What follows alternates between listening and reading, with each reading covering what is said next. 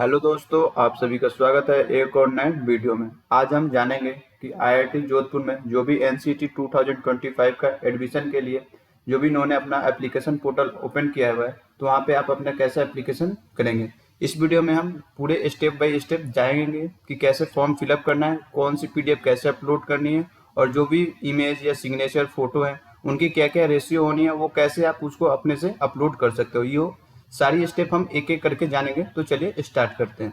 तो सबसे पहले आपको आईआईटी जोधपुर के जो भी वेबसाइट है उस पर होम पोर्टल पे आ जाना है। उसके बाद यहाँ पे आप देख सकते हैं सबसे ऊपर आपको एडमिशन का लिंक शो कर रहा होगा, इस पर आपको क्लिक करना होगा। जैसे ही आप एडमिशन लिंक पे ओपन करेंगे आपको एक नया वेब खुल जाएगा। थोड़ी देर हम वेट कर लेते हैं। जैसा कि आप देख सकते हैं यहाँ पे एडमिशन लिंक दे रखा होगा, यहाँ पे आपको ITEP पे क्लिक करना है। ITP पे क्लिक करते ही आपको नया डैशबोर्ड ओपन हो जाएगा। यहाँ पे आप देख सकते हैं जो भी ITP NCET 2025 के रिलेटेड जो भी IIT जोधपुर का जो भी टर्म्स एंड कंडीशन है वो सारी इन्होंने यहाँ पे दे रखी है, ये आप पढ़ भी सकते हैं। तो चलिए हम देखते हैं कि कैसे एप्लीकेशन करना है, वो पहले हम देख लेते हैं। यहाँ पे इन्होंने डेडलाइन भी दे रखी है जो कि मैंने आपको पहले ही शेयर कर रखी थी कम्युनिटी पोस्ट पे। 29 जून का उनका लास्ट डेट है ऑनलाइन एप्लीकेशन का। ये पहली आईआईटी है जो जिन्होंने 2025 के लिए अपना एप्लीकेशन पोर्टल ऑन किया है। जैसे ही आप यहाँ पे इस लिंक पे आप क्लिक करते हैं तो आप इसके जो भी एप्लीकेशन पोर्टल पे पहुंच जाएंगे। तो चलिए हम इस पे क्लिक करते हैं। अब यहाँ पे आपको रजिस्टर पे क्लिक करना है क्योंकि आप न्यू यूजर हैं। तो जैसे ही आप रजिस्टर पे क्लिक करेंगे उसके बाद से आपको कुछ ऐसा शो होगा। यहाँ पे आप देख सकते हैं नेम ऑफ एप्लीकेंट्स में आपको अपना नाम एंटर करना होगा। जो भी आपका क्वालिफाइंग सर्टिफिकेट है एनसीईटी में वो उसी नेम से आपको यहाँ पे एंटर करना होगा। तो यहाँ पे आपको अपना नाम एंटर कर देना होगा। उसके बाद से सेकंड में आपको अपना ईमेल आईडी, जो भी आपका ईमेल आईडी एक्टिव रहता हो जिसपे आप कोई भी मैसेज देख सकते हैं, उसको आपको यहाँ पे एंटर करना होगा। साथ ही उसके बाद आपको अपना डेट ऑफ बर्थ यहाँ पे एंटर करना होगा। उसके बाद से आपको एक पासवर्ड क्रिएट करना होगा, जो कि पासवर्ड में आपको पहले अल्फाबेटिक, उसके बाद से कैरेक्टर, उसके बाद से कोई भी डिजिट होना चाहिए। जैसे कि आप ABC@123 ऐसे करके आपको पासवर्ड यहाँ पे सेव करना होगा। तो वो पासवर्ड आप ऊपर वाले बॉक्स में और नीचे वाले बॉक्स कंफर्म पासवर्ड में सेम ही पासवर्ड आप यहाँ पे डाल के न्यू क्रिएट कर सकते हैं। उसके बाद से आपको यहाँ पे इंटर सिक्योरिटी कोड में जो भी आपको ऊपर कोड दिख रहा होगा सेम टू सेम वो आपको यहाँ पे कॉपी कर देना होगा। उसके बाद से आपको रजिस्टर पे क्लिक करना होगा। जैसे ही आप रजिस्टर पे क्लिक करेंगे आपको कुछ ऐसा डैशबोर्ड शो होगा। यहाँ पे आप देख सकते हैं, यहाँ पे आपको लिख रखा है you have registered successfully, you can log in with your registered email ID and password. Means जो आपने अपना ईमेल आईडी डाला था और जो भी आपने अभी पासवर्ड क्रिएट किया, तो ऊपर वाले कॉलम में आपको अपना ईमेल आईडी एंटर करना है और नीचे वाले में आपको अपना पासवर्ड एंटर करना है। एंटर करने के बाद आपको लॉग इन पे क्लिक कर देना है। जैसे ही आप लॉग इन पे क्लिक करेंगे आपको अपना जो भी पोर्टल है उसका डैशबोर्ड ओपन हो जाएगा। अब इसमें क्या करना है, जैसा कि आप देख सकते हैं यहाँ पे ऊपर की तरफ बहुत सारी कॉलम बन रखी है। Personal information, academic, photo and signature, payment, print application, application status and log out. ये आपको स्टेप बाय स्टेप वाइज करनी है। मैं आपको सारी step by step form fill up करके दिखाऊंगा, ठीक है। तो सबसे पहले वाले जो भी आपको यहाँ पे रेड वाली डॉट दिख रही है वो सब आपको नेसेसरी है फिलअप करना। तो चलिए फिलअप करते हैं।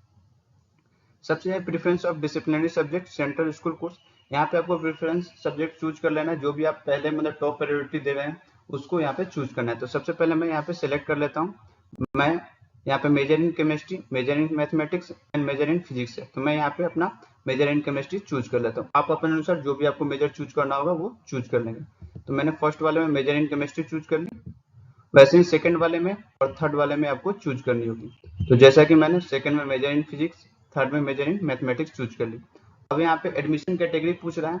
एडमिशन कैटेगरी में आपको क्या करना है, ये जो भी कोर्स है 4 ईयर का, ये आपको रेगुलर क्लासेज है, तो यहाँ पे आपको रेगुलर फुल टाइम ही चूज करना होगा, ठीक है। और उसके बाद से अब देखिए यहाँ पे कुछ कॉलम है जो पहले से ही भरी पड़ी है, उसको आपको वैसे ही रहने देना है। जो कि आपका नाम वगैरह जो भी आपने पहले एंटर किया था रजिस्टर के टाइम वो फिलअप है, उसको आपको वैसे ही रहना देना है। अब यहाँ पे आपको आधार नंबर आपको एंटर करना है, तो यहाँ पे आप अपना आधार नंबर एंटर कर दें, ठीक है। उसके बाद से यहाँ पे अपलोड सपोर्टिंग फाइल, जो भी आपकी डेट ऑफ बर्थ डाली है उसके अनुसार अगर आपको डेट ऑफ बर्थ में आपकी डेट ऑफ बर्थ है, सर्टिफिकेट है, तो आप वो अपलोड कर ले, या आप क्लास 10th की जो भी मार्कशीट होती है या सर्टिफिकेट होती है उसे भी आप अपलोड कर सकते हैं। क्योंकि यहाँ पे लिख रखा है अपलोड सपोर्टिंग फाइल, जो कि आपको डेट ऑफ बर्थ को सपोर्ट करती है वैसा कुछ एंटर करना है। तो इस पर आप जैसे ही क्लिक करेंगे आपको कुछ ऐसा शो होगा। इसमें आप देख सकते हैं यहाँ पे इन्होंने कंडीशन दे रखी है, upload a PDF file size not greater than 1 MB। मतलब जो भी आप डॉक्यूमेंट यूज कर रहे हैं, अपलोड कर रहे हैं, तो वो पीडीएफ में होना चाहिए और उसका जो साइज होना चाहिए वो 1 MB होना चाहिए। तो इसके लिए आपको क्या करना होगा, एक मैं आपको डिस्क्रिप्शन में लिंक दे दूंगा आई लव पीडीएफ का। जो क्या करें, आप अपने जो भी डॉक्यूमेंट है उसकी फोटो क्लिक कर लें, उसके बाद से आप उसको जेपीजी टू पीडीएफ, यहाँ पे आप आ जाए इस वेबसाइट पे ilovepdf.com, यहाँ पे आप आके जेपीजी टू पीडीएफ में उसको फाइल को कन्वर्ट कर ले, क्योंकि आपको जो भी फाइल अपलोड करनी है वो पीडीएफ में ही अपलोड करनी है। और साथ में आप ये भी देख ले कि उसकी साइज ग्रेटर देन 1 MB ना हो। अगर ग्रेटर देन 1 MB होती है तो आप उसको गूगल पे टाइप करके कि फाइल रिड्यूस ऑफ पीडीएफ करके आप सर्च करेंगे तो वहाँ पे आ जाती है, बहुत सारी वेबसाइट होते हैं, उससे आप इसकी फाइल जो भी साइज है उसे रिड्यूस कर सकते हैं। उसके बाद से आपको चूज फाइल पे क्लिक करना है।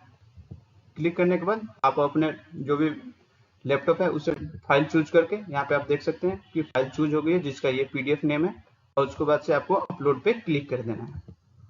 जैसे ही आप अपलोड पे क्लिक करेंगे यहाँ पे आप देख सकते हैं कि जो भी आपने अपलोड किया है यहाँ पे आप डाउनलोड पे क्लिक करके आप देख भी सकते हैं कि क्या आपने डाउनलोड कर रखा है, मतलब कि आपने अपलोड किया है वो आप डाउनलोड करके देख सकते हैं। और यहाँ पे भी आप देख सकते हैं रेड कलर से आ रही होगी फाइल अपलोडेड सक्सेसफुली। और सबसे मेन चीज क्या है, यहाँ पे आप देख सकते हैं एक और चीज इंडिकेट कर रही है, file can be uploaded only after saving data. Means जो भी आपको ये फॉर्म में जो फिलअप करनी है वो पहले आप फिलअप कर ले, उसके बाद सेव कर ले, उसके बाद ही आप जो भी डॉक्यूमेंट ये अपलोड करनी है वो अपलोड करें। नहीं तो क्या होगा, जैसे कि देखा कि मैंने फॉर्म तो ये पीडीएफ तो अपलोड कर दी, लेकिन जो मैंने अभी कुछ दिन समय पहले भरी हुई थी वो सारी डिलीट हो गई, मतलब फिर से हमको वो भरना पड़ेगा। इसलिए इन्होंने यहाँ पे मैसेज दे रखा है, file can be uploaded only after saving data. मतलब जो भी चीजें ये पूछ रहे हैं उसको आप पहले फिलअप कर लें, उसको सेव कर लें, उसके बाद से आप पीडीएफ को अपलोड करें तो वो चीजें डिलीट नहीं होंगी। ठीक है, तो चलिए हम आगे बढ़ते हैं। उसके बाद से आपको यहाँ पे अपना मोबाइल नंबर एंटर करना होगा 10 डिजिट का। उसके बाद से अपना जेंडर चूज कर लें। उसके बाद से मैरिटल स्टेटस, मैरिड है अनमैरिड है जो भी है वो आप चूज कर लें। जैसा कि आपने देख रखा है मैंने जेंडर मेल चूज कर लिया, मैरिटल स्टेटस में मैंने सिंगल चूज कर लिया। ठीक है, उसके बाद से यहाँ पे आते हैं नेक्स्ट में ब्लड ग्रुप। यहाँ पे आप ब्लड ग्रुप डालना है, नेशनलिटी, उसके बाद से are you person with disability, अगर आप डिजेबल पर्सन है तो डिजेबल चूज करें, वरना यहाँ पे आप देख सकते हैं, जैसे कि आप देख सकते हैं मैंने ब्लड ग्रुप ओ पॉजिटिव, अगर आपको पता है तो डाल दें, अगर आपको नहीं भी पता है तो आप कोई भी रैंडमली चूज कर लें, उससे कोई दिक्कत नहीं होती। नेशनलिटी में आप इंडियन डाल दें और डिजेबिलिटी में नो। अब यहाँ पे आपको कैटेगरी चूज करने की, आप किस कैटेगरी से बिलोंग करते हैं, मैंने ईडब्ल्यूएस कैटेगरी चूज कर लिया। उसके बाद से कैटेगरी अपलोड कैटेगरी सर्टिफिकेट, वैसे ही आपको यहाँ पे अपना जो भी सर्टिफिकेट है उसको यहाँ पे अपलोड कर देना है। तो अपलोड का सेम वही फंडा है, आपको पीडीएफ होना चाहिए और 1 MB उसकी साइज होनी चाहिए। वैसे ही चूज फाइल पे क्लिक करके आपको इस पीडीएफ को भी अपलोड कर देना है। अपलोड कर देंगे, वैसे ही आप यहाँ पे देख सकते हैं फाइल जो है जो अपलोडेड सक्सेसफुली हो गई है, यहाँ पे आपको शो कर रहा होगा। उसको अगर आप देखना चाहते हैं कि जो आपने अपलोड किए हैं वही फाइल है या नहीं, यहाँ पे आप डाउनलोड करके देख भी सकते हैं जिससे आप कंफर्म हो जाए। उसके बाद से नेक्स्ट में आते हैं, यहाँ पे आपको पूछ रहा है name of parents and guardian. Name of parents और गार्जियन में आप अपने पापा या मम्मी किसी का भी नाम एंटर कर सकते हैं।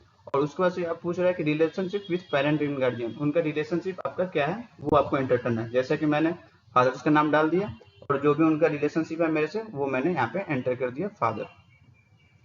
उसके बाद से आते हैं एड्रेस फॉर कम्युनिकेशन में, यहाँ पे आपको अपना एड्रेस डालना है। फर्स्ट कॉलम में आप जो भी विलेज होती है वो डाल दें, सेकंड कॉलम में आप डालना चाहते हैं तो अपना पोस्ट ऑफिस या पुलिस स्टेशन वो डाल सकते हैं। उसके बाद से सिटी में आप अपना डिस्ट्रिक्ट डाल दें, स्टेट डाल दें, और जो भी आपकी एरिया की पिन कोड है वो सारे आप यहाँ पे एंटर कर दें। जैसा कि आप देख सकते हैं मैंने एड्रेस डाल दिया, सिटी स्टेट और पिन कोड एंटर कर दिया। और नेक्स्ट की तरफ दूसरी तरफ आप देख सकते हैं यहाँ पे आपको परमानेंट एड्रेस करके ऑप्शन आ रहा होगा। अगर आपका जो भी एड्रेस फॉर कम्युनिकेशन जहाँ पे आप रहते हैं और परमानेंट एड्रेस जो भी सेम ही है दोनों, तो बस आपको इस डब्बे पे क्लिक करना है, तो आपका जो भी एड्रेस है वो सेम टू सेम फिलअप हो जाएगा। अगर आपकी दूसरी है लोकेशन दोनों अलग अलग है तो आप उसे चेंज भी कर सकते हैं।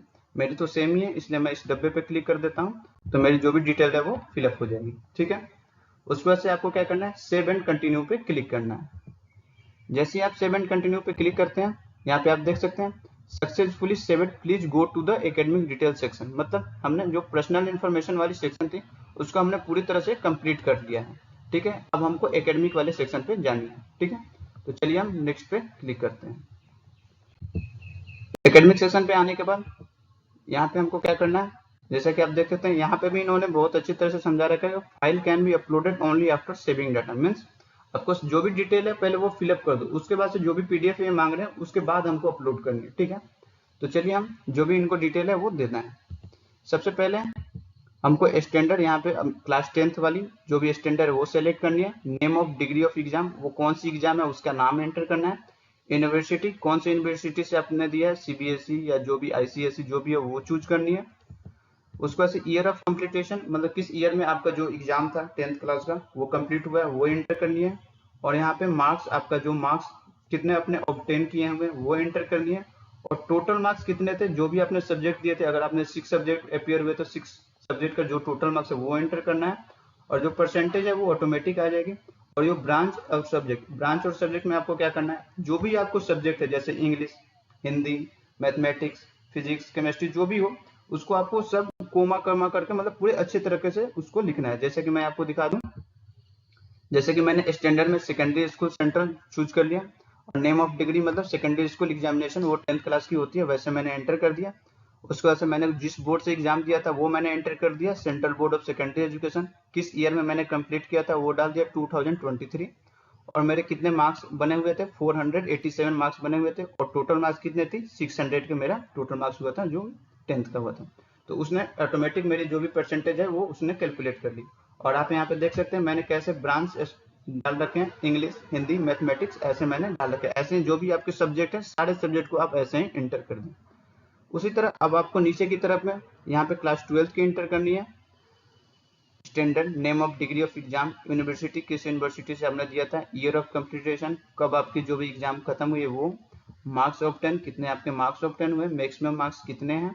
उसके बाद से आपके जो भी सब्जेक्ट थे वो सारे यहाँ पे एंटर करने हैं स्पेसिफिक। तो मैं आपको दिखा देता हूँ एंटर करके। जैसा कि आप देख सकते हैं मैंने हायर सेकेंडरी चूज कर ली। उसके बाद से ये जो 12th की होती है इंटरमीडिएट एग्जामिनेशन वो एंटर कर दी।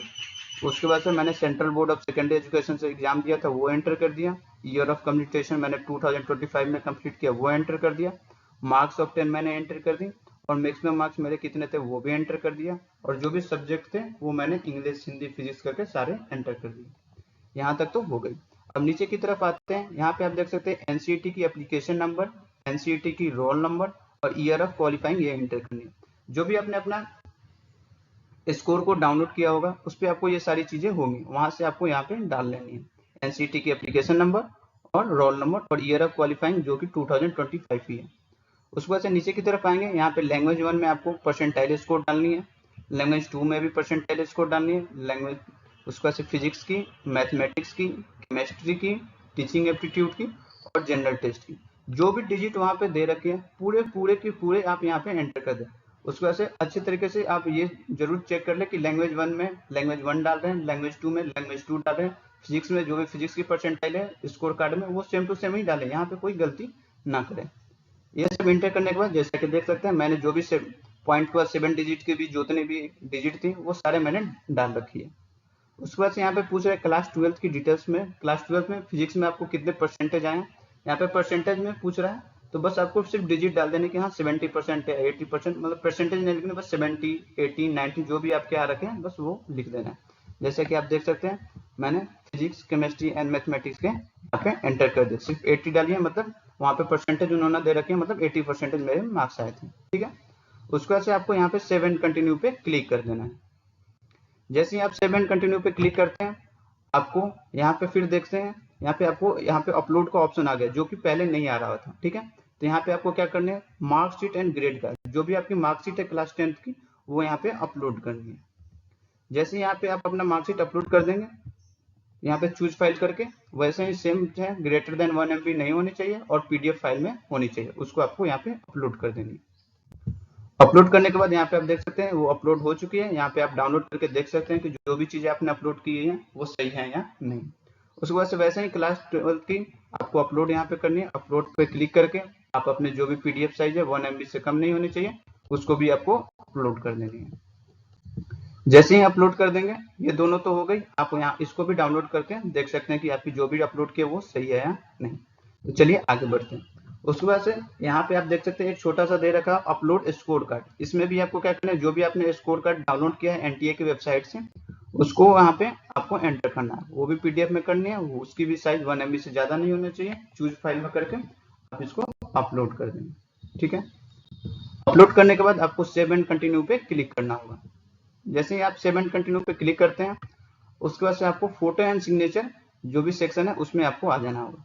यहाँ पे बहुत सारे बच्चों को दिक्कत होती है, क्योंकि यहाँ पे फोटो एंड सिग्नेचर की जो भी इन्होंने कंडीशन बना रखे हैं कि फोटो की जो विड्थ होनी चाहिए वो 130 px से लेकर 150 px के बीच होनी चाहिए, और उसकी हाइट होनी चाहिए जो फोटो की वो 175 px से 200 px के बीच में होनी चाहिए, और सिग्नेचर की भी इन्होंने दे रखी है। और इसमें मेन चीज क्या है कि जो सपोर्टिंग फाइल है वो हमें जेपीजी में देनी है। इसके लिए भी मैंने आपको एक वेबसाइट सजेस्ट कर देता हूँ, जैसे कि आप यहाँ पे देख सकते हैं image.pi7.org। मैं इसका लिंक आपको डिस्क्रिप्शन में दे दूंगा।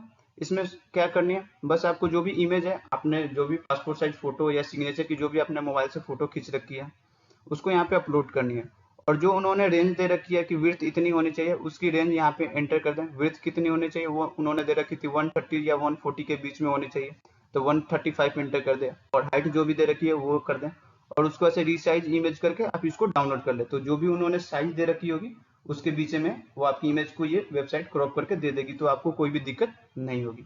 वैसे ही आप फोटो को और साथ में अपने सिग्नेचर को ही क्रॉप करके ऐसे यहाँ पे अपलोड कर लें, और जेपीजी फाइल में होनी चाहिए। ठीक है, उसके बाद से बात करें यहाँ पे स्टेटमेंट ऑफ पर्पस में आपको क्या डालना है, कि ये पूछ रहे हैं कि आप क्यों आईआईटी जोधपुर में डालने, तो आप बस एक सेंटेंस या 2 सेंटेंस जो भी आपको लगे वो एंटर कर दे कि हाँ मैं फ्यूचर में टीचर बनना चाहता हूँ, मेरी वो जो भी चीजें हैं वो कुछ भी आप एंटर कर सकते हैं। एंटर करने के बाद आपको सेव एंड कंटिन्यू पे क्लिक करना होगा। जैसे ही आप सेव एंड कंटिन्यू पे क्लिक करते हैं, ये आपको बोल रहा है कि जो भी हमने कंडीशन दे रखा था उसको आप अच्छी तरह से फुलफिल किए हुए हैं नहीं, तो अब बस आपको ओके पे क्लिक कर देना है। जैसे ही आप ओके पे क्लिक करेंगे तो यहाँ पे आप देख सकते हैं जो भी आपने फोटो और सिग्नेचर अपलोड किया होंगे ये यहाँ पे आपको शो कर रहे होंगे, तो आप इसको देख लें। अगर आपको कोई भी चेंजेस करने तो चेंज कर सकते हैं, या आप इसमें नो चेंज पे क्लिक करके आपको जो भी अपलोड किए फोटो या सिग्नेचर सही है तो उसको आप आगे बढ़ सकते हैं। मैं नो चेंज पे क्लिक कर देता हूँ। जैसे ही नो चेंज पे क्लिक करेंगे यहाँ पे आप देख सकते हैं सक्सेसफुली सेव हो गए हैं, please go to the payment option. अब आपको पेमेंट ऑप्शन पे आ जाना है।